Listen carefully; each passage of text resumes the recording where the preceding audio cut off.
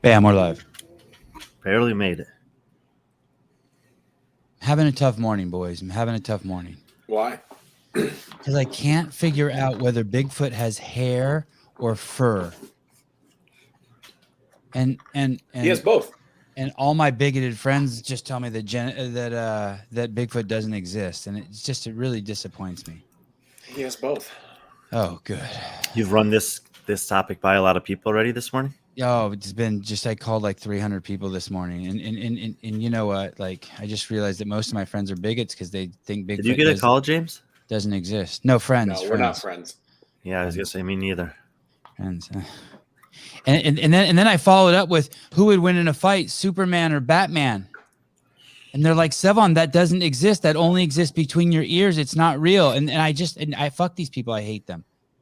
I wish the Supreme Court would pass a law and put them in jail. The Supreme Court just might. Careful, James. It's my show. You're right. Good morning. The teams may never, ever reach this status ever again. Then again, I never thought that there would be a Matt Fraser or a T. Toomey after what we saw Rich done it. But when we had Annie Thorisdottir on this podcast, she said that there was a nostalgia and exciting component to being out on the floor once again with Rich.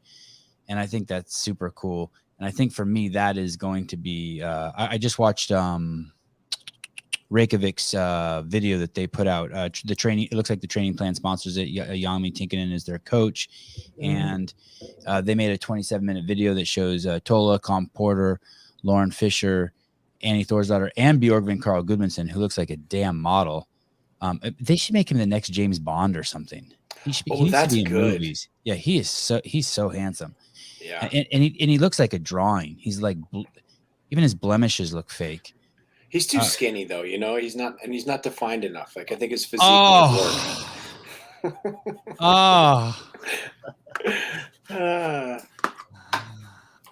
We just put him in a caloric deficit for a few days. No chance. It's gonna be great watching these guys out there. After watching that video, I never thought Reikovic would have a chance, but I got a little proximity bias because I watched that video last night, and now I think that they might have a chance. My first question is to you, and so it's going to be exciting this year. I think this is the year. If you want to put your toe in the water with the teams, I think this is the year we're finally there. It's reached that status. James, I believe that Bigfoot has fur. No, I believe that that the teams have an easy way out component to them. Not a lot, but because just that you can hide, and you've done both at the highest level. You've done individual, but that there's a way you can hide. The implications are that Rich Froning went team so that he could get a little more free time with his kids. Maybe a lot of more free time. What can you tell us what the difference is? Is there a difference? I mean, when I competed, to answer your first question, to hide, I think they're doing a better job in terms of programming events, so it's harder to hide. The synchro stuff, the amount of worm stuff we see. And you see less and less of sort of like the relay style stuff. I mean, it still pops up, especially at the games across events. But you see a lot more events, and you see so much more, like I said, of the team-based synchro or worm stuff that I think it's way harder to hide people. They're getting better at that. James, is there potentially a perspective that you could hide more on a worm than you could in a relay? If you're in a relay, you're forced to do all the work of your section of that relay. Yeah, that's a really good point. And you can see whether you do good for add time for your team or lose time for your team. But I feel like you could, if you had like 3 hammers on your team, you could maybe really make up for somebody in a relay or something like that. Whereas like on the worm, if someone's going to drop the worm because they're not as fit as everybody else, like you can't, the entire team basically has to stop doing reps. That's kind of my thought process behind that. Yeah, I mean, there have been a lot of scrutiny surrounding team programming and how much of each style of workout is appropriate. And I think that, we talked about it in semifinals sometimes. Like, they were mandated to have 6 tests. and some of the competitions had 1 worm test out of 6. I thought that was too low. You know, if you had 4, that'd probably be too many. And by the same token, I felt like if you had, you know, like I think both of the CrossFit pre-programmed workouts, one of them was obviously just lifting, and then a lot of other ones had a relay in addition to that. So you had 2 out of 6 where it was just you on the floor by yourself doing something. And again, I'm not sure if that's necessary in a 6-event test, but if you're talking about the games where there's likely around 12, you might see that 2 times, and I think that's okay. Yeah, and I think, you know, where that really stands out is I was looking at last year's, even this year's open rankings of teams, and then where they end up, if they do, where they end up at the games, if they actually make to the games. And it seems like open performance, except for somebody like maybe the top 2 teams, doesn't correlate as well as semifinal performance with games performance. And I think that's because in the open, you really don't see a lot of those classic pieces of equipment like a worm or something like that. But yeah, I see your point there. I like seeing, I don't know, I don't love watching the synchro stuff. And that's because I think some of it is getting so hard. It's very challenging to judge. And I think that will get better. But like there was I think it was it at not Atlas Games, maybe Granite Games. There was like a 4-person wall ball shot. Was that at the Granite Games? I don't know. It just looked ridiculously hard to judge. Like that kind of stuff isn't my favorite event from a team perspective. I think the best team still wins, but I don't know about 2nd through 5. So Wad Zombie, this is not the news. Hobart's just putting his toe in the water. The news would be getting in naked. We're not quite there. Wad Zombie's it was really sweet to me on Instagram the other day, flirting a little bit. Wow. No what was your other question, Sevan? Is it it's easier than an individual? Maybe it's not that you can truly hide, but there's a psychological component of thinking you're going to hide, meaning because so if you watch that video that the training plan put out and it shows the Reikovic team, it's also a thread of Bjorgvin, and the entire time Bjorgvin's stressed to the max and these other guys have each other. It's kind of like when I discipline my kids, when I discipline all 3 of them, it doesn't seem as severe as when I say it and like someone just imagines if they had 1 kid, because they all 3 have each other. Hey, go outside and run 20 laps around the house. Well, the 3 of them have each other. You send 1 kid out there to do it, and it seems a little more severe because he's isolated. He doesn't have the camaraderie with the others. So maybe people join team and they think that they do it for a little bit of psychological relief, but it's not really easier physically. Yeah, there's definitely a diffusion of responsibility. Yeah, what did you use? You say smart shit. Diffusion of responsibility. Yeah, like there's more to, it's like it's less on me on a team. And I also think like it's easier to get to the games as a team and take last place than it would be as an individual and take last place as an individual. Like I think that's a fair statement. And I don't know what that actually says about the difficulty between the two, but I definitely think that's the case. From my experience, and I definitely was never going to be a standout individual games athlete. And so I found more success on the teams that way. But from a training perspective, Sevan? He was hoping you would say, yes, you were, James. I'm making a note. I didn't want him to say that. Thank you. My point is that I forgot now. Oh, that I trained way harder. We trained way harder more on team than I ever did as an individual. And so the point is, I think if you want to win as a team, it's still really, really hard. I think all the stress is there. All the, the physical implications are there as far as improving and be able to stand on the top of the podium. Sevan, do you know, I don't think that the award existed at the time of most improved, but I think that James might have been a strong candidate for it. Thanks. What was his lowest ranking at the games? His first ranking was 70th. Low. And then he came back the next year and finished 18th. How do you finish 70th out of 40? Well, no, this was 2009. Yeah, there were 74. Oh, wow.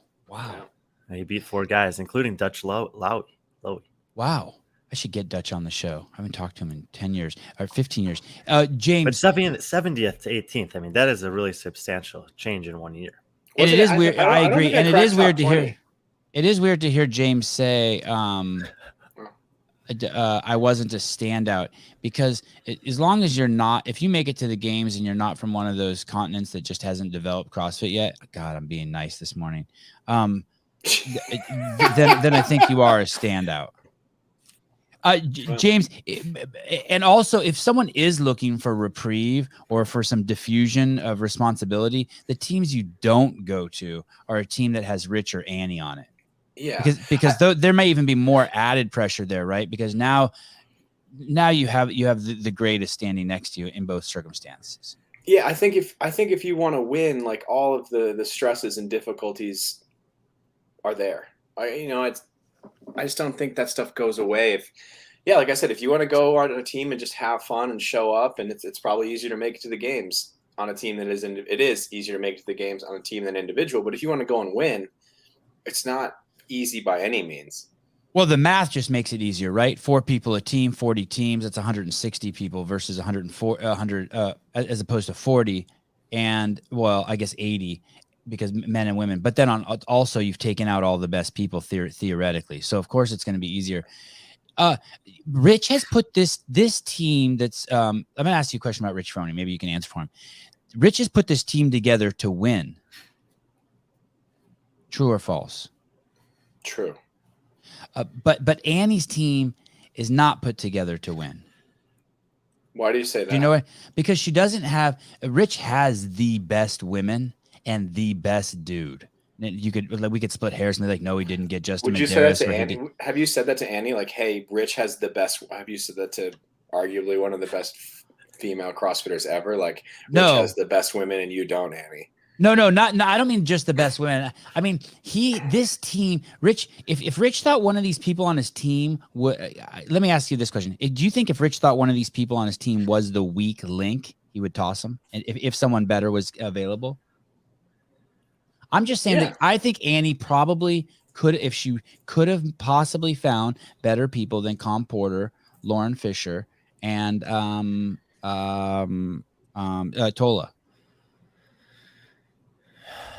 Yeah, I don't know if that says much. Like you'd fill your team with better people if you could find them. But I think Annie went out and picked the best people that she believed she could for that team. Like I don't think anyone on that team is. I don't think she's looking at her team and thinking these aren't the best that I could get. Right. Okay. Fair. I don't know. And as I say it herself that way, you know? Yeah. And as I say it, I can't think of anyone that pops in my head that I'm like, okay, this person's better than Lauren Fisher. This person's better than Tola. This person's better than Com Porter. I can't think of anyone. I mean, that guy, but he's going individual. Yeah. What are they doing? I don't understand this game. What is this? What is this game? You put water in your mouth and then you hit someone? Oh shit. I slapped you, Tola, and then spit on you. Wow. Isn't Bjorkman, isn't the person who gets slapped supposed to be the one that spits? He slapped Tola and spit on him. I think because he slapped Tola and Tola did not move at all. I think I haven't interacted with Tola a bunch. I've met him a few times. In my experience, he seems like the nicest person on the planet. So it's just funny to watch BKG slap. Look at BKG hits like my in his face. What is wrong with people? Oh man, I love the internet. Look, they don't even want to hit each other. Look how nice Lauren is to her. Look at Bjorkman hits like my wife. Oh, watch his shot on Tola. Look at him. It's like. Oh, hey, Sevan, awesome. If I fly out to your house, can you and I do this face to face? Yes. Promise? Yes. Oh, hell yeah. Yes. Done deal. Yes. And I wanted to put blend jalapenos in water in our mouth so when we spit on each other, our eyes burn. It's like there's a pepper spray component. I like it. Oh man. Brian, who are there contenders this year? Or is there just do the teams have a Tia Toomey component, or is it more like the men? Let's assuming that Tia has a better chance of winning than Justin Medeiros. Where do the teams play out in respect to Rich Froning? Does it go Tia, Justin, and then Team Mayhem, or does Team Mayhem have a better chance of winning than either Justin or Tia? I'd put them in the middle. I would say Tia is the best lock of the three. Then Mayhem, and then Justin. No shit. What do you think about that, Hobart? I think that's fair. You do? And it's not. Yeah, I agree. It's not a knock on Mayhem at all. No. I don't. I think it's a knock on my boy Justin. It's just how good. No, it's not. It's not a knock on him for sure. It's just that's how good Tia is. I've been like, I see Morning Chaka put it this thing that 95% of people so far have picked her to win of their top 5, whatever they're doing. And like these other 5% of people, they're just either friends of someone or delusional. There is nothing. I've looked and tried to find it. There's nothing that suggests that anyone has a chance against Tia, but it's not that much different for Mayhem, despite the fact that there are a handful of really, really good teams in this division. In fact, I personally am interested in it up to maybe 20 teams that are competing this year. There's no one that's on par with Mayhem, in my opinion. Most of the years that they've competed, you could look at their roster and say, there's the chink in the armor. And this year, and it's usually the second guy. And this year, the second guy just podiumed at Wadapalooza. And he's an absolute beast who's taken the time this year away from his family to do this with them. It's the best sidekick, if you will, in terms of a man that I think Rich has ever had alongside him. I think Rich thinks that too. Sorry, James. And Samuel is a mental giant also. He is that brain of his appears to be a steel trap. Is he like a physicist or something? No, he just his head game. He just seems. I mean, that guy thinks he can go out and win the games. He thinks that if you put him in the individual right now, he'd go out and win. He's supremely confident. He thinks that unless you also put Rich in the field, then he thinks he'd get second. Right. And do we see that confidence from Reikovic? Well, honestly, the Reikovic team in a way reminds me of the Brute team from 2017, where like they have assembled themselves and their mission is to dethrone the champs. And I know that, some people have seen performances of theirs sprinkled in throughout the season that are like, nope, look at that. They did bad on that one workout, and you can't do that badly on one workout and have a chance against Mayhem. But in all of those cases, there are other little nuances going on, whether it was them testing something out or one of their athletes maybe not being at 100% that year. I mean, Lauren has been progressively improving throughout the season as she recovers from the elbow thing that she had going on. And I, watched them in person in Amsterdam at the Lowlands Throwdown. And I was extremely impressed with every single one of them individually and their teamwork. And I think that those things will all only be better versions of that in a couple of weeks. This is the biggest threat to Mayhem that they've had since 2017. When I see Annie out there, I definitely see the star component of her and the energy she brings to the team. In the footage, they just look different. And when she's out there and she's waving to the crowd, there's an aura about her that also Rich has, that a few others have, that I'm assuming that everyone on their team feels and elevates their performance too. Do you think that they believe they can beat Reikovic, Hobart? They can beat Mayhem? Do you think Reikovic believes it can beat Mayhem? Yeah, I don't think you go out there and do what they're trying to do unless you think that. Sam Kopp Alpine, Reikovic doesn't have a chance. It's all social media hype. There you go. Maybe they don't believe it. No, I don't. I think you take that time to put that team together, and they've made those commitments to go, move halfway across the world. I think you have to believe that. I guess you could just look at it like this. If you say that Annie and Lauren Fisher are better than Taylor and Nisler, then you could say that Rich and Samuel are better than Tola and Khan, and you have a wash. We have a fight on our hands. I was thinking about this. No, Brian? Go ahead, Hobart. Sorry. No. Let Brian go. You want him to talk clearly. No, I don't. Go ahead. Okay. Sorry. No, I was going to ask Brian this question. I was looking into his eyes when I spoke. I was going to ask Brian this question, and that obviously, let's say that you compare, you had all the ladies compete, and Annie would be the fittest individual female out of the entire group, let's just say. But is there a stark difference between fitness needed to be the best individual and fitness needed to be the best athlete on the team, and which team has that better? I wonder how much that is a thing and how much that matters here. Or do you think that matters? Well, in this case, I think Andrea and Nisler and Taylor Williamson are very different. I think Andrea is an athlete you could pull out of the team competition and insert into the individual competition, and she would do very well. And basically all of her performances support that, from the open through times that she's competed in sanctionals over the years, when she's done granite games in the past as an out of season competition. She's always hung in there. And Taylor Williamson is to my opinion, like the epitome of a what you want in a female team athlete, where she's still going to do okay in individual competitions, but she really, her skill sets lend themselves to the team division very well, because she does have a couple, I would say she has a couple weaknesses relative to her strengths, that Andrea's more balanced across the board. And those weaknesses are a lot easier to your point, Sevan, to mask over the course of an entire competition when in the team division. Additionally, she's really good with the worm, and so she can carry a lot of the burden there. And even so for the men, sometimes you can see her slot to the back of the worm. I think she could probably even do the front if she wanted to. So I think Taylor's, the complement of them is really good, but she, especially in the team side of things, is a very, very valuable asset. God dang, did you see her body? She's a statue, Taylor. Yeah, I want to see her next to Amanda Barnhart. I mean, she looks fitter than Rich. I want her body before I take Rich's body. One of the other things about the team competition, and James, you might have a dude, look at her legs, look at her ass to her knee. What is that one called? The femur? It's longer than my fucking leg. Yeah, man. She's taller. She's quite a bit taller. She's bigger than Rich. They got Rich in the front because he's the fucking little crumb. Well, the point I was trying to make here is that height on a team, I think, is an important factor. And you don't want to have outliers that are too tall or too short.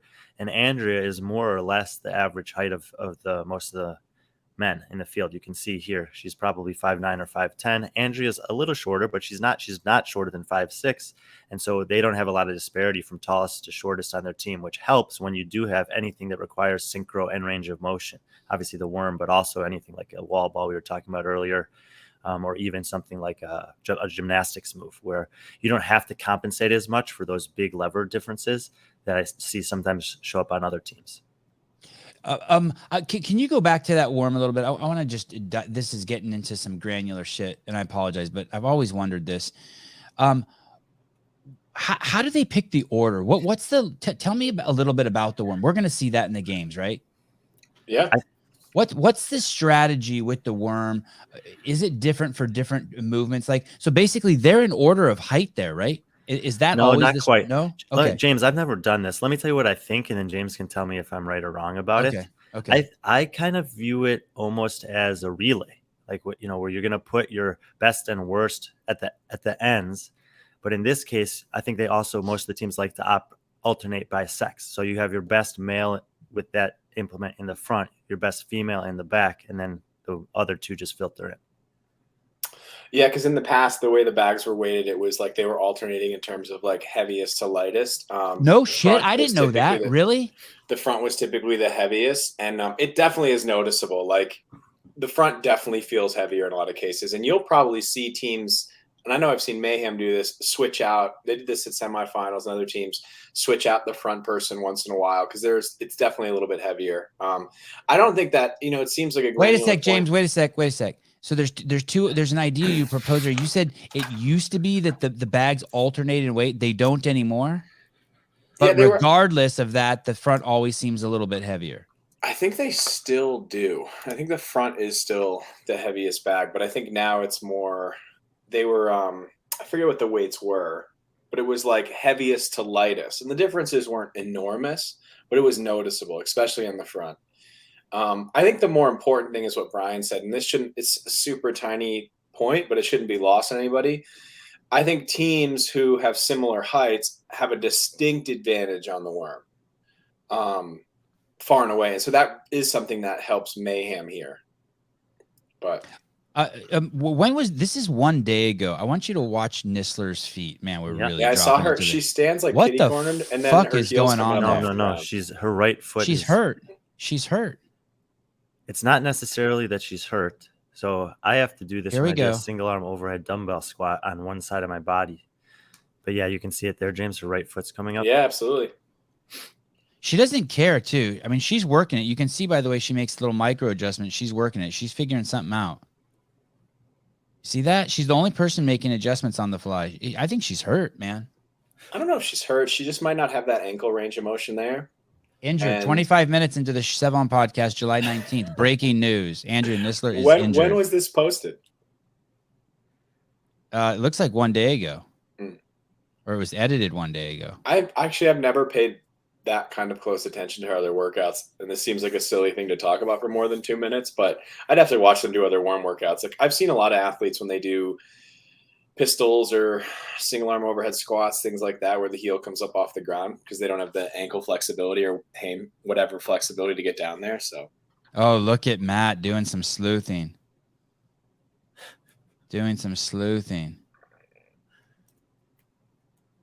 Okay, so we didn't really make any progress on why they're in that order, other than the front bag is generally feels heavier, regardless if it is or isn't, and if you are all the same height, you do have an advantage. Row 4. Oh, you can buy one of these. Yeah, so it alternates 170. I think somebody already said that in the comments. Mm-hmm. I think this is one of those things. If you buy, you regret buying. Yeah. 100%. It just takes up room in your unless gym. you're a games team. Holy cow! What is the thing? Do we know for sure this is Rich's last year? No, we don't know. Yeah, we don't know. I mean, he's joked around about Masters. He's joked, but we've heard this we've heard him postulate before, right? But why would he stop competing? Well, there could be several answers to that. Yeah. You know, one is that, like it or not, like it is a toll emotionally, mentally, physically over time. This would be his 10th time doing it, or 11th time, 12th time, 12th time doing it, 10th time as a champion, if he's able. And those are pretty nice numbers to round out a career with. Additionally, there's more and more competitions are being programmed by Mayhem. For example, and I know that there's been like conversations about the potential of Rich eventually having a hand in programming an element of the games, maybe the team division or something like that. And if he did have that opportunity and wanted to go do it, he probably couldn't also be competing. And then, yeah, exactly. This is maybe, he says that when he steps away from the individual side of competing, it was to spend more time with his family. But my perspective from the outside is he's still training a lot and he's still spending a lot of time in the gym. And, he likes doing that. I think it's something that he'll always will do, but he probably could, stand to do 4 less sessions a week or something and have some more family time. I think what Christy said and what Brian was just saying is I think I heard him say this also, that his kids are starting to get into organized sports and he wants to be a part of that. Maybe he's going to go coach him up in some Pee-wee baseball. His kids just skip right over Pee-wee. I want to look at on Brian's list here. Brian gave us was kind enough to give us a ranking, and he has for third place on the podium, CrossFit Oslo navy blue, with Nicolade. Ooh, I can't believe I'm going to try this. Ingrid, Lena, and Evind. Okay, that's a good pick. They were second last year, right? And they have a new guy. See, did my homework, Brian. Yeah, Nikolai Bielodel is the addition to this team. The other 3 are coming back. Nikolai is the fittest man in Norway, and he represented them in 2019 games. He's a good addition to the team. I got it. They competed at strength and depth. Didn't get to see him in person, but they were very good there, winning every event, obviously. And just that, these 2 women they're the Norwegian equivalents of Taylor and Andrea, and I really do think in this case that the women's side of things is a wash. I think they're just as good as Andrea and Taylor are at this point in their careers as far as team female athletes go. But those 2 guys cannot keep up with Rich and Sam, and that's not a knock against them at all. There's no one that can in this competition that can keep up with Rich and Sam. Who is closer? Oslo navy blue and Reikovic, or Reikovic and Freedom? Who's closer in terms of ability? I would say navy blue and Reikovic. I was really, really tempted to put navy blue second on this list. Okay, and then who is closer? CrossFit Mayhem Independent. Is it CrossFit Mayhem Independence just a totally separate quality of team than these top three? Are these top three kind of runaway? Or is there a line there? I think That's a high there's. pick. What's that, James? I think that's a high pick for independence. I think it's cool though. Yeah, I think that there's a definitive line after the top three teams in the team division, and then I kind of view the next 5 teams as another group after that. Let me ask you this real quick. Let's go back up to the top. Who's the best person on the? When I mean best, I mean fittest, brings most to the team, most capable. Who's the fittest person on CrossFit Mayhem Freedom? Who's the superstar? Oh, Rich. And on CrossFit Reikovic, 13th in the Open this year, 15th something. Crazy. He's like 60 years old, man. It's ridiculous. and CrossFit Reikovic, almost as old as James. Who's no one's as old as me. Who's the superstar on CrossFit Reikovic? Who's the guy? Annie. And on CrossFit Oslo Navy Blue, who's the guy? I wouldn't say that there is one. Wow. This okay. is more. This is like has a much more of a feel of a true team where it's like everyone feels like they're on a even playing surface. I do think that Lena Richter is kind of like the forward facing of the group, or the captain, so to speak, of this team. And then on Mayhem Independence, is there a standout? Is it? I would say, I would probably say Angelo. It's really not Sasha Nevis. No, Sasha's she's definitely the best at certain things, but she's probably the worst at other things. Wow. Okay. And also just the language, like, to be that person, I think you also have to have the ability to lead from a communication standpoint. I think Angelo's the most accomplished and best all-around athlete on this team right now. Alexis may have been when she was competing individually, but she's gone through some injuries. She's older than the rest of this team, so she has a very valuable role on the team in terms of experience and maturity. But I think Angelo is the top dog here. Would both of you say it's fair that Oslo and Reikovic plan on beating Mayhem? Yeah, in their minds, yeah, that's definitely their plan. Is to win. And so there's another interesting distinction. That is not Mayhem Independence plan. No, I think Mayhem Independence is hoping to get another spot on the podium. Yeah. What are the implications of that, Hobart? Is that bad? Are you buying that psychoanalysis, 50-cent psychoanalysis that Brian and I kind of just did? I mean, as good as everyone on that independence team is, I imagine if you're training with that freedom team regularly, you're probably pretty aware of what's realistic and what's not. And even if you just look at their individual open finishes, I mean, Mayhem Freedom is just a class above. As good as Angelo is, right? Took time off, won teens, took time off, came back, still finishing top 200 in the open individually, helped qualify a team to the games. I just think there is a huge gap. And even if you look at previous year's points between first place, fourth, and fifth, it's like 200 points, 300, maybe 300, 200 points, we'll say, 300 points down to fifth. So, yeah.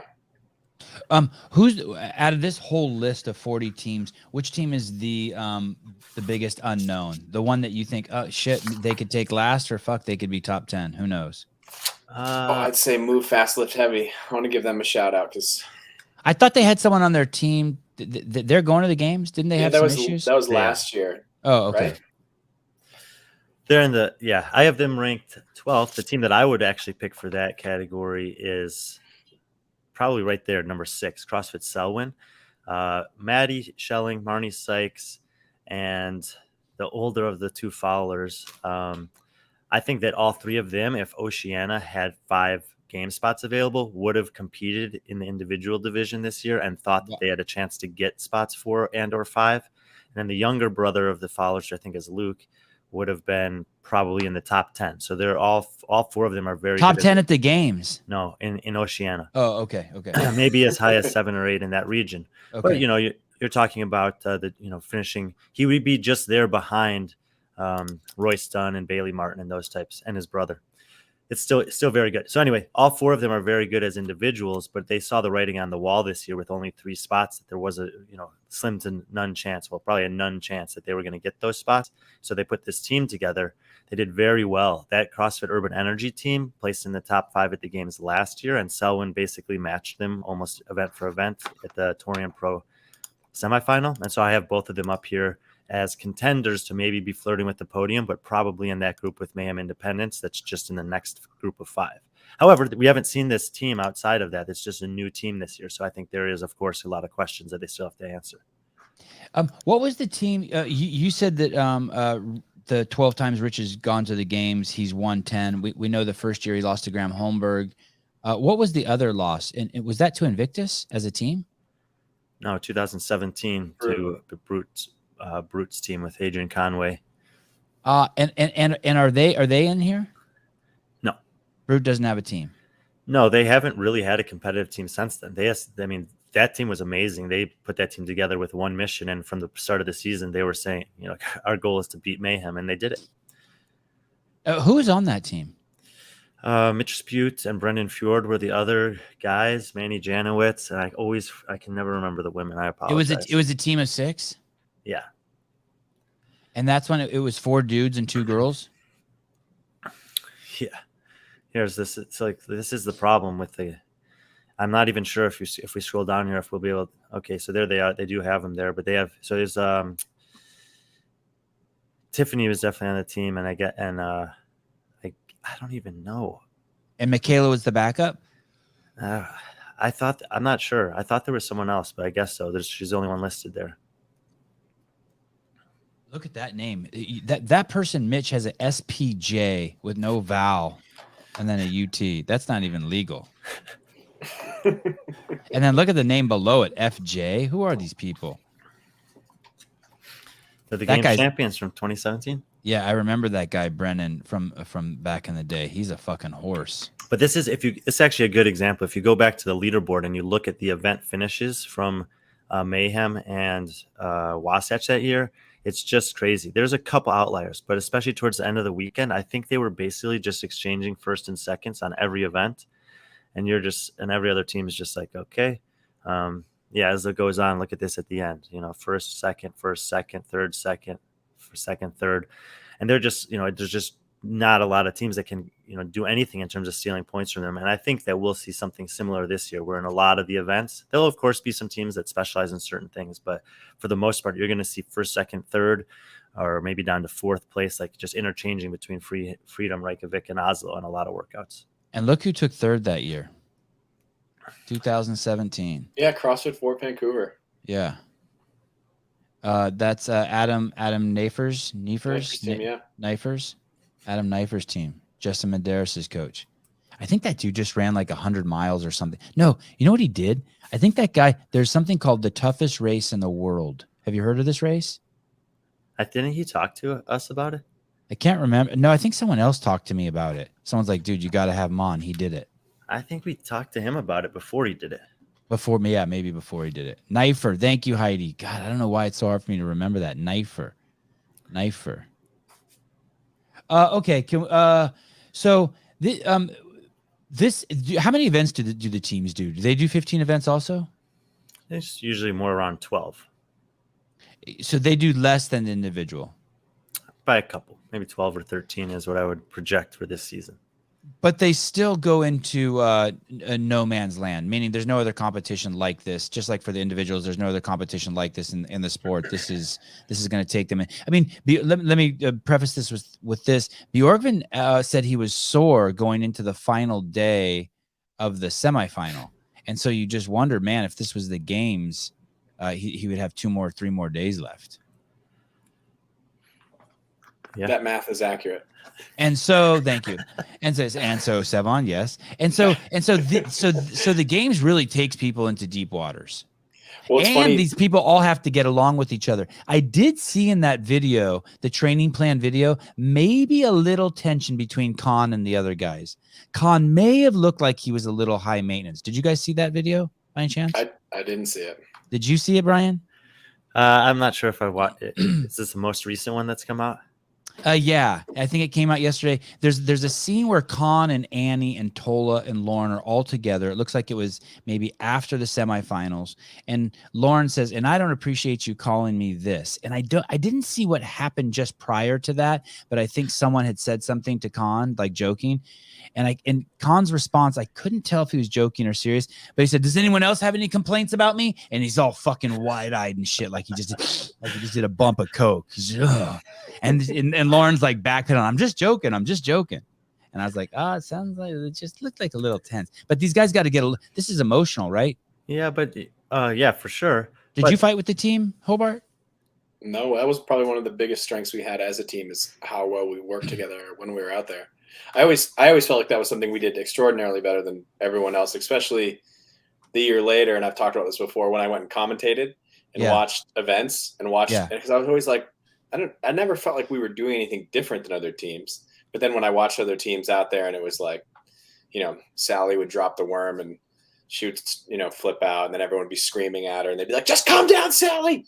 And I was like, I saw some crazy shit at the CrossFit Games between teams. Shit that looked like it was going to come to blows during events. Yeah.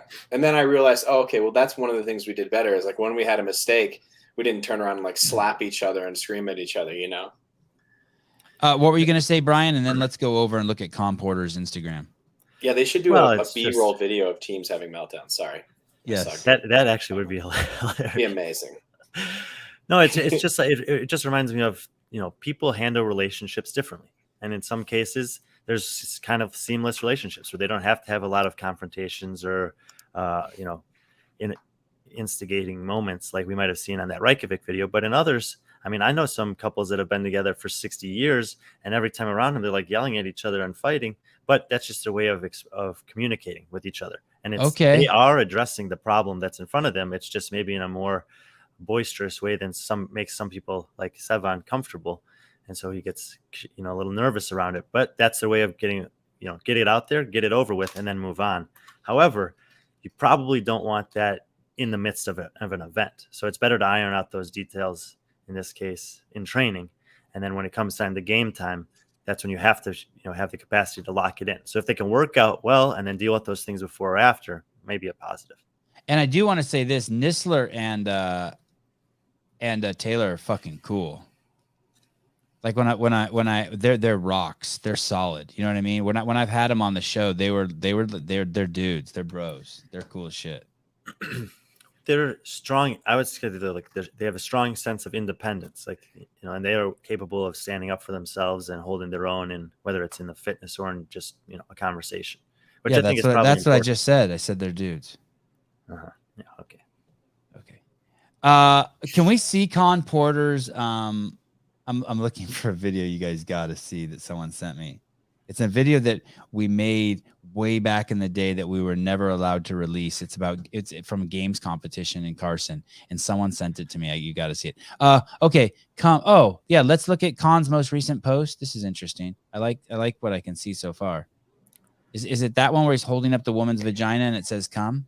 That's probably it, but I do have the video you're speaking of uploaded in here. It's just going to take over the whole screen if you want to play it. So just let me know. Okay, we'll come back to Con. I just want to show you this real quick, and then we'll come back to Con's vagina in 1 second. Vagina post. Let's so I don't know what year this was. Brian and Hobart will tell us, but this was a video we made. I've never seen this black and white version before. It was a color video. We made it when we worked at HQ, or someone made it. I can't remember. And we wanted to air it, and it got. I think Dave's like, "Fuck you guys," or someone said, "No, there's no fucking way you guys are going to show this." But it is fucking amazing. Am I going to get in trouble for this? Probably. Okay. But there's no nudity, violence, or anything like that. It's just it shows how far we've come.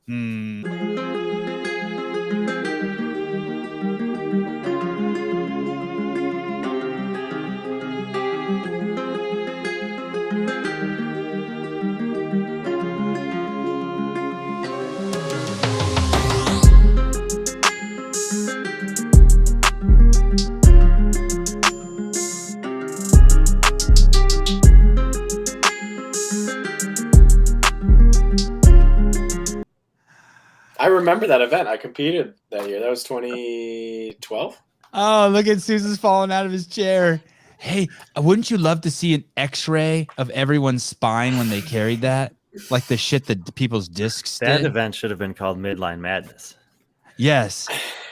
So Hobart, you carried that fucking thing? Yeah. And did you have moves like that where you were like this and fucking did you get? I mean, those A little dudes, bit. that one dude got knocked out. He got fucking pile drived into the ground, and it looked like Matt Hewitt may have got pile drived. Yeah, man, his head is still damaged from it. No, it's in the grass still at Carson. It's still there. No, that was something that Rob Orlando came up with, and I used to train with him a bunch, and I had used a yoke like that before. I didn't like do excellent with it, but I don't think like I lost all my teeth carrying that thing. But that was one of those moments I remember, because I remember I was out there and someone else on our team was carrying it. That's when I was competing for New England, and that was one of those moments where I was not focused on my team at all. I was just watching the chaos around me. So it was that crazy. It was that crazy. Yeah, man, it was a really hard thing to carry. Really Do you hard. think it's time for us to bring that one back? Yeah, I think we can handle it now. I think it would also actually be amazing to see it now. Maybe put it in the individual field and to see the difference of how well people can handle that compared to 10 years ago.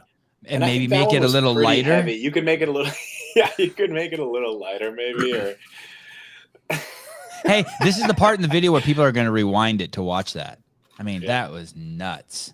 That thing is nuts. Andrew, if you want that, Andrew Hiller, if you want that video, we'll send it over to you if you want to make a video about how far the game's going. What was that thing called? But there's been a lot of learnings. I forget what it was called. The wobbly yoke. I don't know. But remember, the worm used to be logs. Yes.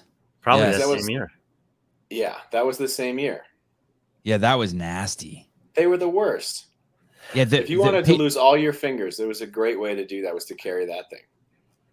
What video did I see? Oh, could you go to Sousa, could you go to GoWad's Instagram account? Have you seen this compilation they put together of Pat Velner? Have you seen this? Have you seen this, Brian? From yesterday with all the fails. Yeah. Yeah. Man, that dude's sent it hard. Yesterday and said Velner wins the internet today or something like that. Wow, that dude is fucking tough. That is no joke, some of the shit that's happened to him at the fucking CrossFit Games or semifinals or wherever this footage is from. I mean, he takes a beating. Did you know he fucking he was coughing up blood when he fell off the net, Hobart? Yeah. You didn't know that? Yeah, it's crazy, right? Well, I wonder if in the documentary. I wonder if any other athletes ever coughed up blood from falling at the CrossFit Games. I don't see it. Maybe it's on his Instagram. Maybe they made it for him. That yoke was 370 pounds for men, 230 for women. Wow. Each team member gets one attempt to move the yoke. Time cap 3 minutes. One attempt to move it as far as you could. So once your dude gets pile drived on the ground, the other people on the team pick it up and set it on your back. Is that how it works? Oh, ROMWAD, not GoWad. What's the difference between ROMWAD and GoWad? Well, are they improves both your range stretchy? of motion? The other one helps you go. Oh, they're not both like stretchy apps. Like they are both stretchy apps. Okay. So they're competitive. Been around for a lot longer. GoWad's made an aggressive move into the space in the last couple of years. Is GoWad owned by Kelly Starrett? Is that his? I'm not sure. Oh, okay. I don't think so. Is this one owned by Kelly Starrett? Play this video. Okay, play this video. Chrissy, wake up! Hey, hello. Time to wake up, Can you hear me? Wake up, Chrissy. I don't like Chrissy, wake up. What? Where was that weight? Where was that weight rolling to? Is that during the total? When was that during? No, it was during the Aeneas pegboard, the yoke carry, light thruster yoke carry. I don't know how that happened. It's literally rolled 6 lanes across the Coliseum floor. It felt so dumb going to get it. That was such a great. That workout had such a great name for that workout. It was a very it was perfect, clever name. Yeah, I'd like to see that workout brought back, but in like a rounds type setting. But with those yokes, with those wobbly yokes. Yeah, with wobbly yokes and 3 rounds for time. And the pegboard pegs, instead of being made out of wood, are made out of rubber. So kind of bow a little bit. This is what you get with the CAP program. Oh, it's a dildo company offers the pegs. Their new rigid line. You take the pegs home. Oh, so speaking of dildos, let's go back to Khan's post. Why is Khan posting vaginas the week before, or 2 weeks before the games? How far are we till the games? You look at Adam, the dildo pegboard. I like that. Functional in so many ways. This is a fantastic book, Come As You Are by Emily Nagoski. It's a book about sex intimacy written by a woman, mostly aimed at women. It highlights the beautiful renaissance happening at the moment around women's sexuality. Ladies, I highly recommend it. I didn't know there was God, I'm 50. I didn't know there was a renaissance around women's sexuality. What does that mean, a renaissance? Ladies, I highly recommend it. However, I also think this is a great book for blokes. That's us, right? That's dudes, yeah. Yeah. However, I also think this, if you're a heterosexual man, chances are at some point, hopefully, you will connect, become intimate, have sex, and fall in love. Ooh, gross. I'm going cooties. to the. What'd you say? Cooties. Cooties, yeah. That I'm going to the last sentence. Oh, can you scroll all the way down? I want to just get to the end here. I want to tie this one up. I like the cover of the book. It's a nice drawing. So whilst this book is absolutely aimed at women, it's also a fantastic read for guys. Oh, he translated for us Americans at the end. All right. Oh, wait, one more. This sentence is for you, I think, Hobart. There's also a little literature around body positivity, performance anxiety, and just general chatter around the various insecurities men experience. Hobart, we should do a whole series of podcasts on that. In relationship to sex and sexuality, probably because anything beyond the physical is still taboo for us blokes. Blokes means guys. I just want to know, does Bigfoot have hair or fur? He has both. You know how some dogs have like hair and fur? Yeah, hair is the Different layer types of- underneath the fur that keeps the water off the skin or something, right? It Exactly. waterproofs them. Yeah. And I would imagine Bigfoot has both. Con Porter's transforming into Emily Abbott. I think the word is transitioning, but whatever. You do you. You do Remember you. when she came on for the news show? Yeah, I think she got offended. Yeah. She left abruptly or something. Something weird happened. She just had It was enough. kind of how like the Sevan, Matt, and Josh podcast ended. I thought that was still going. It is. We just haven't done one in a while. Brian, where do you got CrossFit Rhapsody? Because they're friends of mine. Oh, Renaissance. Rebirth. Okay, so there was a rebirth. Women are having sex again. There's a rebirth. Okay, women. Good job. Awesome. Who's your friend on the team, Hobart? Well, I know the folks who own the gym, and it's good people. And how do you Cool know they gym. made it to the games? Because I followed them throughout the season. Last year, they did not do great at the games. Well, I have them 34th. Okay, that's a bump up. Oh, wow. I have a question for you, Brian. This one's going to sting a little bit. Sorry, Africa. How bad is this CrossFit Tiger Valley unit team? Are they better or worse than Jason Smith? I mean, do these people wow. Is it really just a token like hey, that they're going to be at the games? Are they going to get embarrassed? Are they going to have all caps and they're going to be capped on every workout? I don't know. I have them ranked last. I think I have the representative from Africa ranked last in all three divisions. And yeah, they're just based on the performance. They haven't shown the capacity to compete with these teams. So, you call it whatever you want. They get one spot at the games. But I think that once they get there, they're going to be bottom three at best across the board this year. So if CrossFit East Woodbridge from Eastwood. Europe, Named twice. if They're they from don't, North America. oh, they okay from North America. If they Atlas, Atlas was the Canadian one. Yeah. Okay, if they get beat by any of those three teams, they should be put on suicide watch. Well, so the bottom three teams I have in there right now are the 5th and 6th place qualifying teams from Copa Sur because the top 4 teams are ineligible, and that makes sense. How the fuck can the African team not beat the 5th and 6th place team from South America? Wow, Brian, this isn't looking good. This isn't looking good down here. These are the teams to follow. If you want to go to the games and just drink your ass off and get drunk and try to get kicked out, push the limits of follow these three teams. You know what you do? Yeah. Pick one of these 3 teams at the bottom. No, you know what you do? You just pick you just go and talk shit to CrossFit East Woodbridge. They can't even spell CrossFit right there. They got lowercase f. Okay, that's on me. Oh, That's all on Brian. I think we can see that I spelled it right the other 35 times. Yeah, you did. 37 of the 38 times you spelled it right. Wow. Wow, you must think this Africa team is shit. Look, this is the CrossFit Games. Someone has to be ranked last. I know, but it is. Copa, sir, the first 14.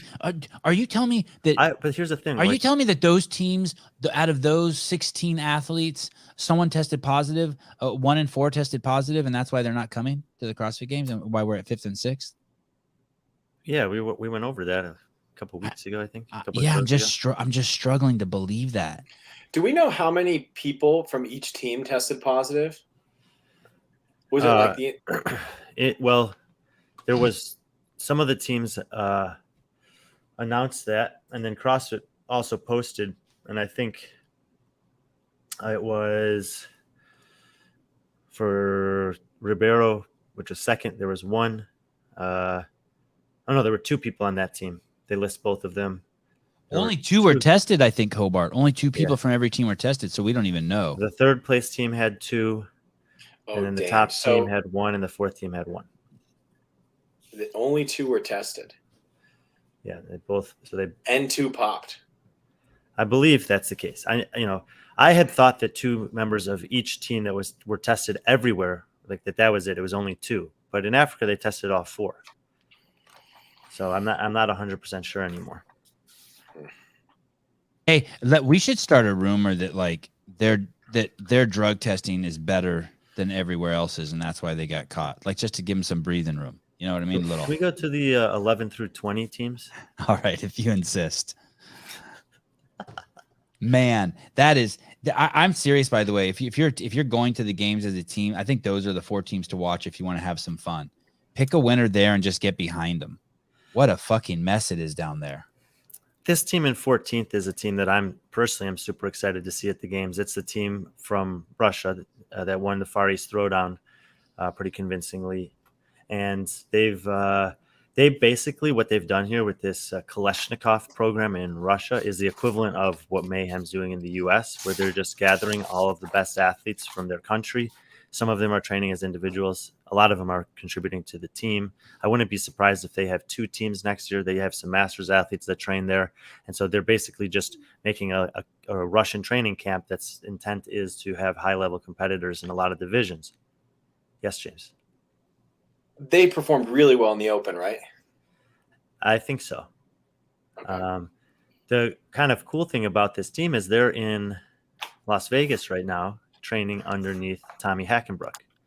So they've they're leaning on an experienced team competitor from a different era to get some to get an extra advantage. So when you were asking about teams that have variable potential at the games, this is definitely one of them. Like we really don't know anything about them because they haven't competed against any other team from North America or Europe in a competition like this.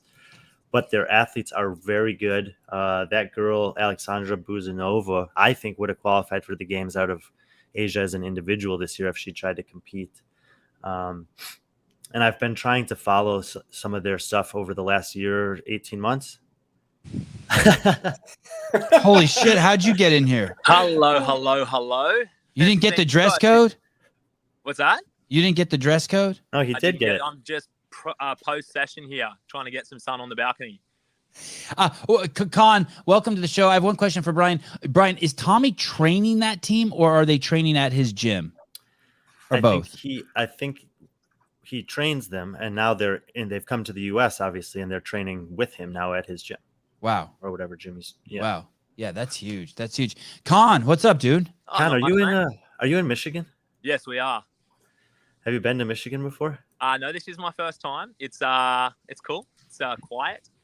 If there was nothing, if there was no elements in between us, I could drive a car straight to you and be there in probably an hour. Really? Oh, mate, swing on by. Come for a session. Well, there's a lake in the way, so it'd take a little bit longer. Fair enough. Con, I'm sorry. Is it cold outside where you're at? No, not at all. Especially not coming from Reikovic summer, which was a balmy 13 degrees at best. Wow. Is it humid where you're at? It's 11 a.m. right now for you? Yes, 11 a.m. Yeah, it's hot and it's humid. Today there's a bit of a breeze, but it's been wild. It was like 90 yesterday, and then the humidity was solid as well. And are you enjoying it? Is Australia humid or just hot? Yeah, no, we get humid in summer, but it's winter there at the moment, so it wouldn't be too bad. And are you glad to be in Michigan? Are you like, okay, this is a good change? And I'm assuming you're there because you're getting ready to acclimate to the possible insane heat. I mean, it could always be ridiculously hot in Madison. I mean, it's not guaranteed, but it could get nuts. Yeah, dude, it's like coming from Iceland as well. If we didn't come here beforehand or somewhere that was hot as shit, we'd be in a lot of trouble. I think going straight to the games. Sevan, they're at the Pit Ranch or whatever that hosts the teen competition. How'd you guys get hooked up over there?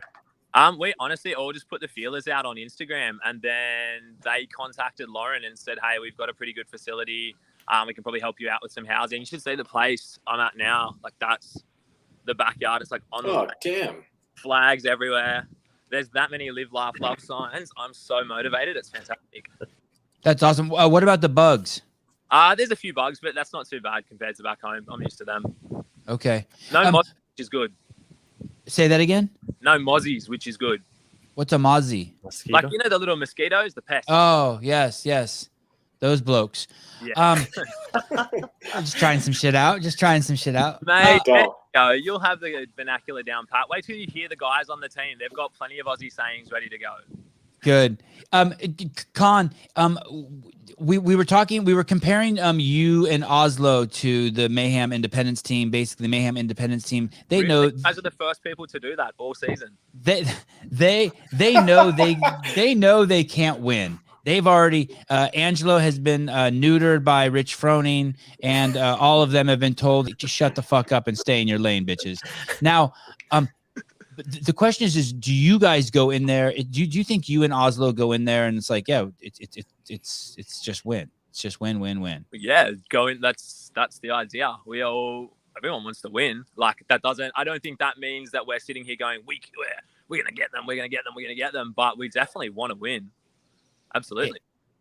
And when I was how is the team dynamics in the video I saw last night that looked like there was a moment where there may have been a small hiccup between you and someone else. What was the moment specifically? Maybe I can shed some light on it, because I would say if there was anything that I think bodes well for our team, and you can feel free to send some links and get some confirmation, it's our team chemistry. I think the vibe amongst our training camp as a whole is phenomenal. So I'm curious what the moment is. Yeah. So when Bjorgvin not only slapped Tola but then followed up with spitting on him, Tola, that was all good. Yeah, that's actually how they express love in Iceland. You'll kind of undercover if you have enough of them on the show for a long enough period of time. Mate, once he spits on you, that's when you know that he loves you. That's how it is in California too. We slap you and spit on you. Okay, so I love that. I've been waiting for Sevan to do that for years. Yes. It's a scene where Lauren is filming you with her phone, and then there's a camera guy there, and Tola's there, and Annie's there, and Lauren says, "You said, does anyone else have anything that they don't want me to say or that offends them or something like that?" And she says, "I don't want you to call me this," and I forget what it is. Oh, and then she goes, I'm just joking. But I looked at your eyes, and you're all wide-eyed and shit, and you're packing your bag aggressively. I'm like, oh, Con's got his panties in a twist here. Yeah, so does it show the start of that, where that came from, about how we've been calling Frederick Freddy the whole season, and then he comes out of nowhere and says, he hates that. And Tola and I were like, wait, what? We've been calling him this since day one. Why didn't you guys say anything? Like, we love Frederick, have so much respect for that dude. And then, so it wasn't that you were upset? Maybe you were a little embarrassed and I read you wrong. Like you felt absolutely. Absolutely. And then, but I just for the record, no one else is allowed to call Lauren Losberger. That's not a thing to stick. I don't advise anyone else calling her that. What, Losberger? Yes, sir. As I said, mate, they've got an indoctrination in the ways of Australian slang very quickly here in Iceland. They add a lot of Z's to names. Yeah, or E at the end, or O. Got to put an O on the end of them, and then that's a pretty good Aussie nickname. It's got to be you were joking about the comparison between you guys and what's going on with Mayhem, but it's got to be fun. It definitely injects. It's not like, oh, this is so lame. It really injects the team competition with a shit ton of energy, right? Yeah, I think it only gets tiresome when I think other people take it a lot more seriously. It is so much fun. Like the ability to have that banter and to have that kind of back and forth. And I know like they must be licking their chops at with all the media stuff that's coming out of CrossFit. They're loving it too, which is really, really cool. The only time it gets tiresome is when you get like the messages, oh, you really think you're going to beat Mayhem? You're like, okay, like, cool. People but that's send you messages like that? Oh, Jeez. dude, absolutely. I put a video up yesterday. I just go out way too hot, like just taking the piss out of myself, which is a normal thing for us to do. And then people in the comments like, and you think you can beat Rich Froning? I was like, oh my God, okay. We're like eating a cheeseburger while they're typing it. And it's just look at this idiot here. I'm like, oh my God. But other than that, honestly, yeah, it's been a blast. And I think I posted something the other day as well. Like, it's been surreal. I was thinking about when I started CrossFit, and I was like 2012, and it was Rich and Annie were the pinnacle of the sport. And we kind of were like, anytime maybe those thoughts would be like, oh, I'm so annoyed with people with the constant comparison. When it gets negative like that, I'm like, holy shit, you're on a team with Annie Thorisdottir going against Rich Froning. When you started this sport, those people were like, they were icons to you. And somehow you're in this bizarre scenario, like, fuck.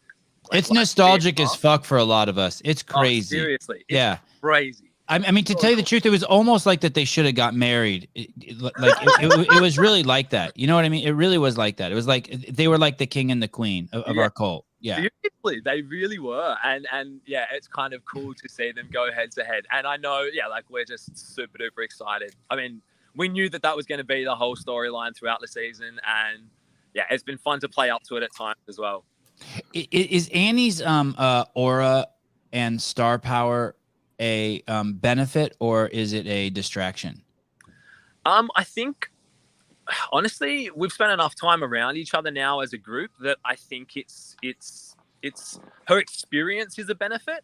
I think the way that she carries herself both in training and a competition is an unbelievable benefit. How I've grown as an athlete and how I know the other guys have grown as an athlete. Oh, that's Tola here. Maybe we get Tola. He's in a massage chair. Let's do it. Oh yeah, let's go see that as well. Yes. But yeah, I think we've all benefited from it. What you doing, big guy? You want to jump on a call? Yeah, let's look at the Tola. There he is.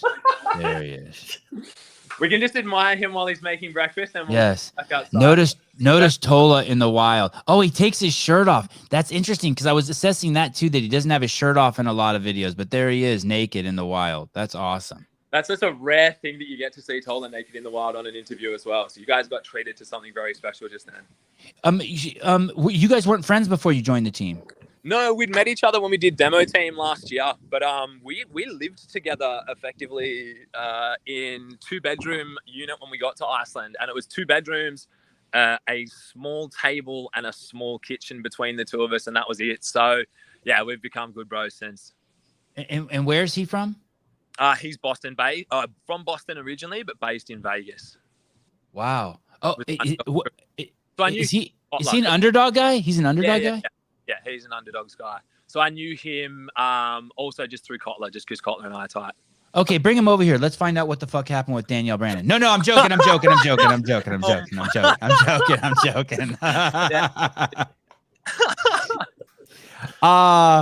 you have anything for Mr. Con Porter, Brian?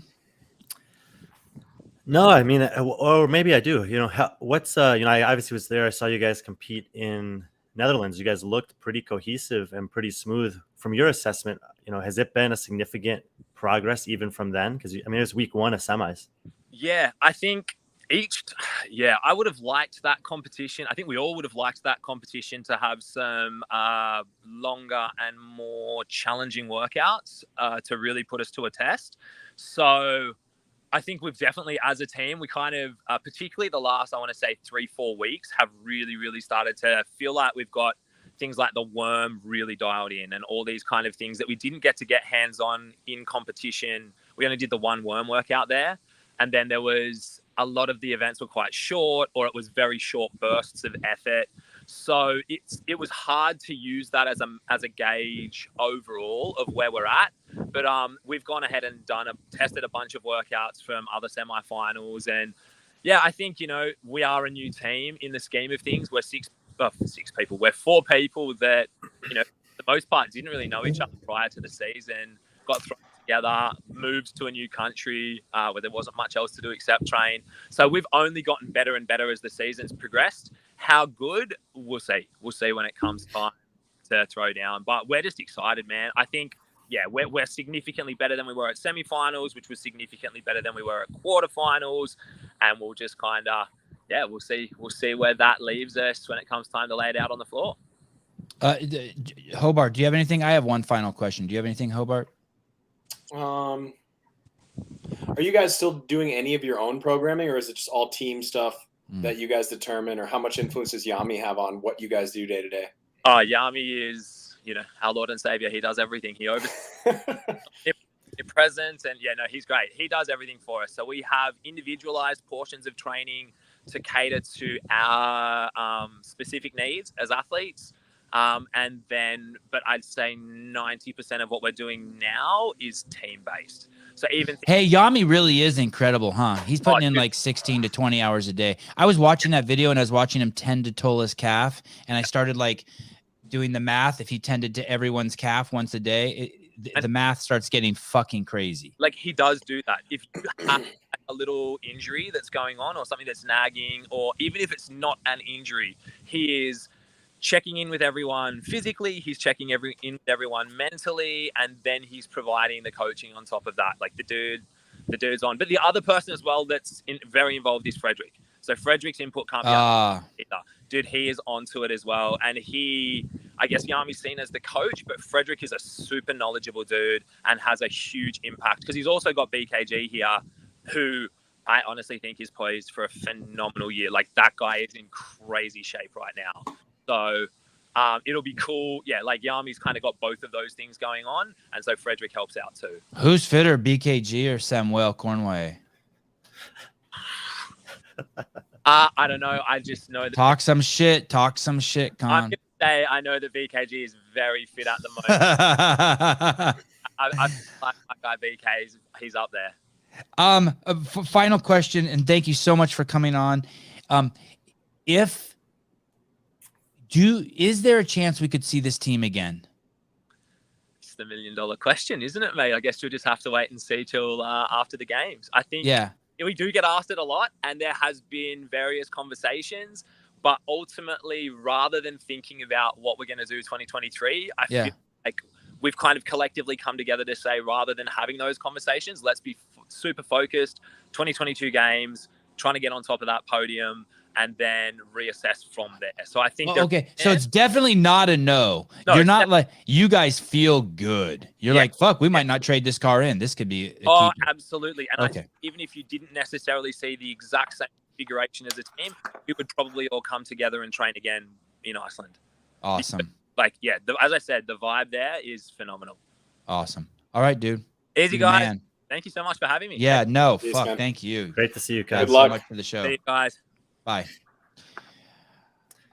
That was really cool. And the thing that really jumped out to me was what he'd said about the semifinals, that they wanted to see a higher level of programming. They wanted to see more challenging or longer tests where they, as a team, were required to do more work for more periods of time instead of these quick bursts and this one worm workout. And I think it's actually a super challenging thing for the semifinal programmers to program for team competitions, because especially at the semifinal level, the difference from the top teams, the games qualifying teams, the top heat, and then the bottom heat is really, really drastic. So if you do put those higher level things, you're going to see some teams in heat 1 that just get obliterated, but you will have a better idea of the teams towards the top and how good they can actually become the games. If you dive into, I'll put all my rankings up at some point on Instagram for teams, and you'll see that in some places in there, I have teams that were 4th place at one semifinal doing better than teams that were 1st place in another semifinal, because of the fact that I think that their skill set or team chemistry will translate better to game style programming than the semifinal. Or teams that took sixth place at their semifinal. Well, I'll give you an example. Last year at the Granite Games, I watched CrossFit Omnia totally dominate the field, and they were so good. But then they really underperformed at the games last year. They, again, were the best team at semifinals this year in the Atlas Games, but I've ranked them outside the top 20 because I think there are several teams that can outperform them in the games. It's, of course, possible that they've improved in that domain and will, show a different quality at the games this year. But that's a real thing. Like in the team division especially, you can do pretty well at semifinals and struggle at the games. If you have any questions for Brian and Hobart, the window is going to be small, but you're welcome to call in and ask them. James, what did you think from this 10 minutes we spent with Con Porter about his attitude, his vibe? Yeah, I like it a lot. It's funny. The same thing stuck out to me that stuck out to Brian. I'm glad he said that. I like when athletes, teams, whatever, competitors say, hey, I did this test and I wanted to be tested more. I think that's a really good outlook to go into the games with because that's exactly what's going to happen. I also think it's good because if everyone else on the team truly feels that way, you're looking at a team of people who are competing to push themselves to a limit, not even to a limit. They're competing to push themselves basically to, to the podium. I think that's a really cool thing. And it's a good mindset because it's not an unstoppable mindset, but it basically means they're not putting a limit on themselves rolling into the games. And if you have a team that's fit like those guys and they are working well together, that's a pretty dangerous thing. Because I think a lot of people go into the games and are like, we're just here to have fun or we're here to be in the top 10. If the Reikovic team is going in there and saying, hey, we're just showing up to, well, yes, get on the podium, but push ourselves as far as we possibly can, that's a good place to be. They have to right. They have to learn how to take that energy that's coming to them and use it, right? Both teams. You can't be annoyed by the fans, right? Were you ever annoyed by the fans when you were on the Mayhem team? No. I loved when people talked shit. It just, it's like, oh, you're going to run in your mouth. You're going to say we're going to lose. I would be like, cool, we're going to go train now. We're going to go do this better. I really liked it. I remember this one specific moment. We were doing a regional and it was a deadlift burpee workout. And it was like we were getting beat and it was like, oh, such and such team just passed Mayhem. And the entire place went crazy. And then when we finally passed and I was like, cool, then we're going to crush these idiots. And they weren't idiots. They're great people. Anyway. I like the aggression. Don't worry. But that's what was going through my head. That's what happens when you're on testosterone in the off season, Hobart. You get a little aggressive like that. It's okay. I appreciate that. Finally, someone noticed. And then when we finally passed them, it's like the whole place went silent. And I was just like, that fired me up so much. I was like, good. Let's keep them quiet. So I think that's just great. Haley, he's married. That's okay. Okay. Ooh, Haley, wow. You should lay out. You've been taking a lot of tea, huh? Yeah, a little bit. Go ahead. You're live. Tell us what you need. James, I was just wondering if you still had a relationship with Rich. Oh, I wish you would have just paused a little bit longer there. That was really uncomfortable for a second. Nice, though. The delivery was still good. I'll give it a 9. But after you would have said if you still have a relationship, if you could have paused and really let him reel, turn a different shade of red, that would have been nice. No, well, yeah, my wife just got home from the gym. Rich and I still text each other. We haven't seen each other in a long time, but we chit-chat now and then. So. I text Rich and invited him on the show, and he said he logged on and saw Hobart, and there's no fucking way he's coming on with this fucking has-been. I mean, it's in my text right here. If I'm lying, I'm dying. That's awesome. Hey, another question for you, Hobart. Do you have a relationship with Hewitt? Yeah, still do. Matt and I talk pretty frequently. So, yeah. Did you have a third question? I feel like we're getting somewhere. Guys trade at Mayhem together. Oh, at Mayhem together? We went down there for a fundraiser. I think it was like 2 years ago. It was during COVID when we all did a workout together. It was a while. Hewitt has his own programming now, right? I think I went to his Instagram account the other day, and he has his own programming, right? Yeah, he looked great. He looks jacked. Yeah, he's jacked. Yeah, he's jacked. He looks jacked. He looks awesome. Yeah, it's just a consequence of being in Cookeville, Tennessee. Haley, thanks for calling. We'll talk soon. Bye. I was afraid what his next question was going to be. Did you sleep with Hewitt? Zach, how can I help you, brother? Hey, what's up? What's up, dude? I guess this question is for like all of you guys, but where do you like? I didn't do research for this question, but I think it was like 2019, the Dubai event, the Dubai CrossFit Championship. They offered like more prize money than what would be at the CrossFit Games. Do you see like the evolution of the sport, just like different events coming up? Like, I don't know, like we're like kind of like horse racing where you have like a triple crown throughout the season instead of like one main event every year. Well, there's going to be the California Hormone Games where you can compete while you're cycling on, and then the CrossFit Games will be when you're cycling off. I mean, that's the way I kind of see the season. There kind of already is a triple crown, right? Like that's not a bad.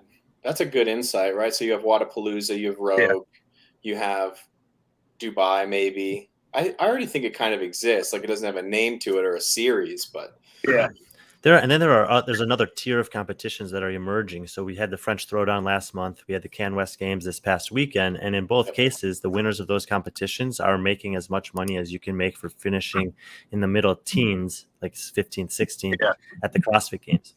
And I know that like the competition directors of those style of competitions are looking to create opportunities, especially for athletes that are just on the fringe or close to making the games, to have another outlet to express the fitness that they've been preparing for if they fell up a little bit short, and also to earn a little bit of extra money. Zach, I got a question for you. Are you impressed with Wadapalooza Rogue in Dubai? The what? Are you impressed with those events? Like I'm impressed with those events. Oh yeah. With Wadapalooza really Rogue in Dubai, like I'm like, holy shit. Like not only the events, I guess the caliber of athletes they're getting, the competition. Yeah. Yeah, I think they're really entertaining. I think they're really good. Yeah. They're really cool. Yeah. Cool to watch. How about you? Are you impressed with those, Hobart? Those events? Yeah. Brian? Yep. They're each impressive in their own regard. Yes. Yeah. But they're with all three very different competitions. I mean, think about it. Without Dubai, we never get to see Ricky and we would never seen Ricky and Roman. Laura. And not only that, we got came up there. Sarah. And we saw Sarah's comeback there. So I mean, was Sarah's comeback was at Wadapalooza? No. Sarah, and what I'm saying is, those athletes all competed in Dubai before the CrossFit Games. Like that was like their high level of competition experience, and where people were like, oh, damn, that person did pretty well there. I wonder if they make the games, if they'll do that well. Zach, the question is this: will there be athletes who eventually just compete at those events and don't compete at the games? Like, what if someone goes there, and what if you win first place at Rogue, Wadapalooza, and Dubai, and you don't go to, for some reason, you don't go to the games?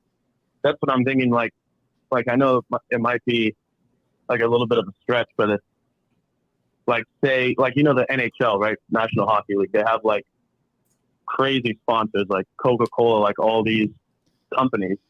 Like if they started sponsoring and just throwing money into these events, do you ever see that happening?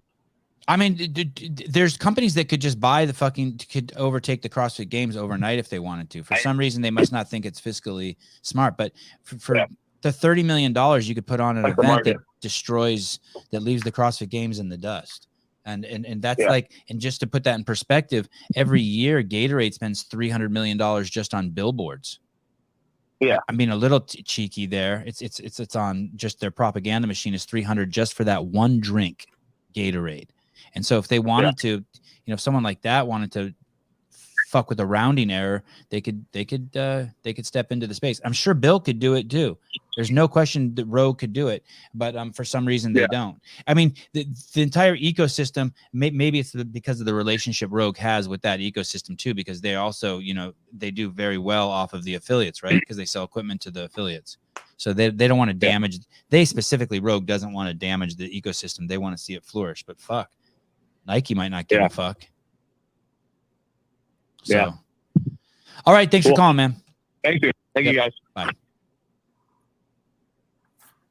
you guys ever read that book, ESPN book? Why do those guys have all the fun? Or what was the name of that book, Susan? Did you ever read that? Come As You Are? No. Is that? No. This is God, what was the name of this book? They have all the fun in the room, or it's the history of ESPN. But basically, for the first 20 years, ESPN was just Getty money, oil money, just pumping in. The thing was not making any profits. It was just some dude's side hobby. He thought it would be cool to have a television station that played sports 24 hours a day, and it took off. If you got someone in like that at CrossFit to pump that shit up, I mean, fuck, it could be their own. Like, and that's what everyone. Oh yeah, this book. This is a great book. Those guys have all the fun inside the world of ESPN. Great book. Have you read that, Hobart? I haven't, but I'm going to make a note right now. I won't read it. I'll listen to it, to be honest. Yeah. But Yeah, me too. I just like that there was a pictogram of a size related to somebody's body of the book. It's kind of weird. Mr. Rich, how are you? What's up, Sam? How are you? I'm living the dream. I see that. Doing awesome. Great job. Hey, I got a question for Brian and James. Are you from New Go Jersey? back Are you from New Jersey? Wait. But before you say anything else, let's all guess where he's from. I'm going to say he's from Jersey. Hobart. I'm going to say from New York. Brian. Connecticut. Delaware. Okay. Where are you from, What? Rich? Delaware? No way. I wouldn't be come from Joe Biden's state. Come on. Boom. Roasted. It was worth the guess just Connect- for that response. I'm from Connecticut. All Close right. to Jersey. Okay. Why? Did I get an accent or Yeah, something? you definitely. You sound like you and Hobart sound like you could be brothers. I know James very well. Or to a degree, I should say. James knows who I am. James knows who Oh, I am. I think if this is the Rich that I know from Connecticut, then this is the. Does your last name start with an H? Yes. Okay. Yeah. Hey, what's up? Not much, brother. How you been, babyface killer? Yeah, You- good. Good to hear from you. You didn't recognize. He calls you babyface killer. You guys are He- close. You didn't he knows recognize the his old- voice. It sounds different when he's in bed whispering in your ear, Hobart. Yeah, it's deeper. It's deeper. How can I help you? Hey, I got a question. We're going back and forth about sanctions and stuff, and Brian's thing about finding the fittest for the CrossFit Games. Why won't CrossFit consider just putting out 6 workouts and the sanctions run them in a certain order, like they used to do at regionals? Then we can find out who the fittest is, no matter where they're coming from or what region, and just take the best time. Yeah, Brian. He said that's your thing, trying to find the fittest. I like it. I can't. Yeah, I don't know why more people don't want to have the best of the best at the top level of competition. No, it's just a question of what's the priority, and I think that CrossFit has a 2-pronged priority in this regard. One of which is they do want to find the fittest person on earth, and additionally, they want to create an opportunity for global reach within the sport as well. And the sacrifice that you get from number 2 is that you won't have the top 40 fittest for now worldwide, because some of those spots are going to be occupied by certain regions of the world that they do want to have representation from. I'm okay with that. You're not, Rich? Well, the Well, latter yeah. part. A little bit, but Yeah, I'm a little bit goal is to okay with find- it too. I'm not sure if I'm a lot okay with it, but I am definitely a little bit okay with it. It depends on how much you Okay. value the quality of the competition, because if you're, it affects the scoring, and it affects the potential scoring. I have said before, and I will contend that I could hand pick 10 athletes to replace the bottom 10 finishers of the games that I think would have a greater impact and performance at the games in terms of scoring and overall placing, and specifically in events to events, that would, I think, further legitimize the claim of the eventual winner that, yeah, I did win this competition and I did it against the other 39 best men in the world or women in the world. Well, yeah, I agree with that, because you look at the heats 1 and 2 are usually like, no one really watches them. Then 3 and 4, everyone starts piling into the arenas and start watching those heats. And the same could be said for teams. Let's get rid of that shit show at the bottom and put the best there, so that heats 1 and 2 are going to be watched more than just as equally as 3 and 4. And you're going to have that competition. That leaderboard's going to get shaken up like, you're scrambling eggs. Fair enough. All right. Thanks, dude. Good question. Thank you. You're welcome. Later. Bye. Are all the drug tests in? Well, I don't Does think CrossFit so. put out a list? No. Okay. And there's potentially a variety of different answers to that question. So when we were looking at the bottom of the leaderboard earlier, there was one team in yellow. There's actually 2 teams that are in yellow that have not formally received. They either haven't received an invite to the games yet formally from CrossFit, or they haven't showed up on the leaderboard, meaning that they haven't accepted their invitation. But additionally, there's I don't know. There's been no communication from CrossFit to say all of the drug failures have been announced now, and this is the slate of athletes and teams moving forward. So I think there's still some room for error in that regard. So like Phil Toon is still on the leaderboard for the games. Yeah, I have no idea why they haven't removed the athletes and teams that have already been, failed their drug tests from those lists. It could potentially be because the appeals process is open, but I'm pretty sure that once the appeals process closed, that's when they send the formal invite. And so in that case, there should be some of those athletes who've been removed. And I really think that CrossFit should get on and do that ASAP. Hey, caller, I know you're there. Sorry, 1 second. I'm tripping on the drug thing because I don't care what the policy is either way, but are they supposed to?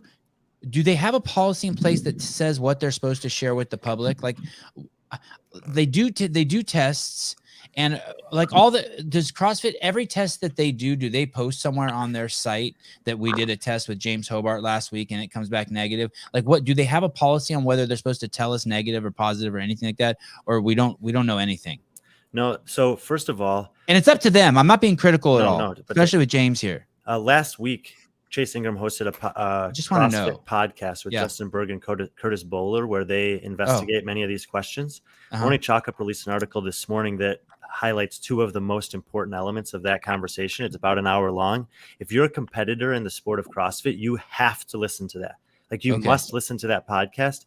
And the fact that like that's not well known, and there's some stuff that's communicated within that podcast that are must, like they say, if you're a competitor in the sport of CrossFit, coach, athlete, whatever, and you're not subscribed to and reading the Hopper email that CrossFit sends out once a month, that you're not up to date on what you need to know to compete in this sport. The problem is, I don't know that anyone knew that until they said it on that podcast, and I don't know that many people are listening to that podcast.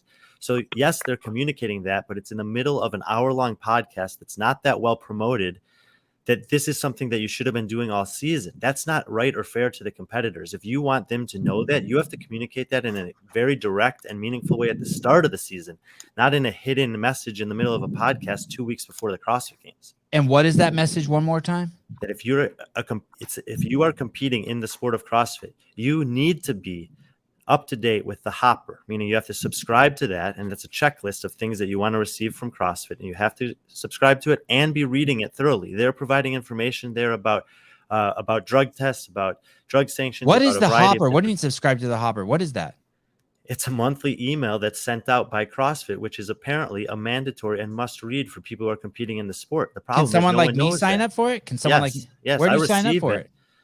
Well, I'm not exactly sure. All right. But it's that's okay if that's the means that they want to communicate things. But the problem is CrossFit needs to have one stream of information where people know, okay, if I'm competing in the sport this year, this is where I have to go. And right now that's varied. There's stuff that comes out in some end-of-day emails. There's stuff that comes out in the Hopper. There's their Instagram. Sometimes there's an alternate version of rules posted on someone else's Instagram. Then there's the CrossFit Games site that doesn't match the CrossFit Games Instagram. Sometimes there's a podcast that has important information. It's way too confusing for people. You need to simplify that process, and you need to do it at the start of the season. By the way, I did hear a rumor, and I don't know how accurate this is, but I heard a rumor that this year Dave will be starting the games. So basically the Jets are going to fly over. Dave's going to walk out onto the floor with the microphone, and he's going to say 3, 2, 1, go. Welcome to the 2022 CrossFit Games. 3, 2, 1, go. That is a rumor I did hear. Oh, caller, go ahead. Yeah, hi. Patience is key, Rick. I had a question in regards to one of Andrew Hiller's video, and I want to know what Brian Fuck that thinks. guy. Do you not know that this is the Sevan Podcast? What the fuck is wrong with you? Well, I want to know what your guys' thoughts on the Z-score that he proposed to find the fittest on Earth, that rewards when someone does better and punishes when they do actually do worse. Hiller proposed? Come on, man. Yeah. Well, listen. Without Tyler Watkins, Hiller wouldn't even exist. I mean, sorry. Yeah, without. Sorry, I said that all wrong. Without Hiller, Tyler Watkins wouldn't even exist. Tyler Watkins. There's plenty of resources out there about Z-score that Tyler Watkins and I have written. We've talked about it on some podcasts, on some bottom lines. And if your source of information about Z-score is Hiller, then please go back and do your research before calling and asking.